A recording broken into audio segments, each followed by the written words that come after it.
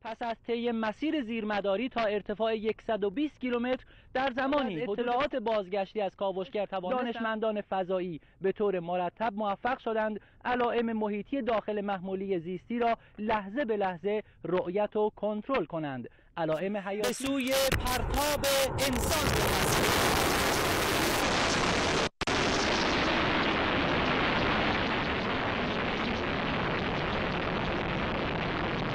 موجود زنده ما دومین میمون فضانورد ایرانی با نام فرگام به ارتفاع 120 کیلومتری پرتاب شد و با موفقیت بازیابی شد. با در تصاویر آنلاینی که دریافت می‌کردیم تمام مراحل انجام آزمایش موجود در کمال سلامت در حال در واقع علائم حیاتیش رو دریافت می‌کرد. دکتر همین محیطی داخل محموله زیستی را لحظه به لحظه رؤیت و کنترل کنند. علائم